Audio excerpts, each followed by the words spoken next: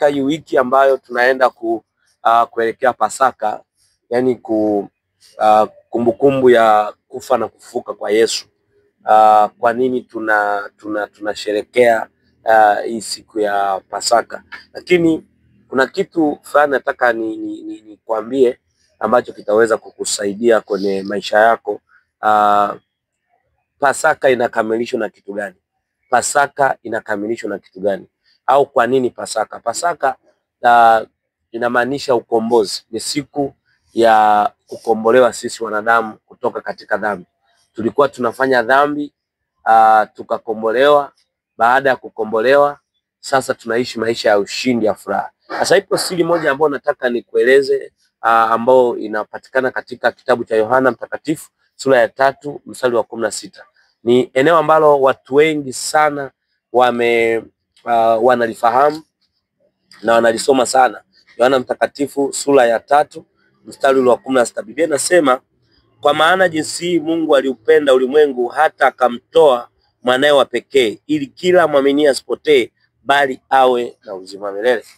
Ukisoma huu mstari ndio unakamilisha neno Pasaka.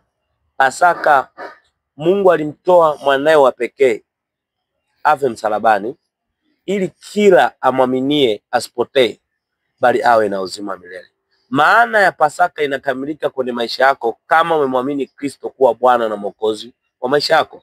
Wapo watu wengi wanasherekea sikukuu ya Pasaka, wanasherekea kwenye uzinzi, wanasherekea kwenye ulevi, lakini ili iwe na maana ya Pasaka ni lazima uwe muamini Kristo kuwa Bwana na Mwokozi wa maisha yako. Manake Pasaka ipo kwa ajili ya sisi kukombolewa wanadamu. Pasaka ipo ili sisi tusipotee na tuwe na uzima milele. Sasa watu wengi wanafanya hii sherehe ya Pasaka katika mazingira ambayo naweza nikasema ni mazingira ambayo yanaweza kaa ni magumu sana na ni mabaya sana. Kwa hiyo nataka nikwambie kitu kimoja, ndugu unanitazama sasa hivi. Katika maandalizi ya kuelekea Pasaka, ujue tunasherekea Pasaka kama ishara ya sisi kukombolewa. Kwa hiyo ili uweze kusherekea Pasaka, manake uwe na uhakika ya kwamba tayari umekombolewa.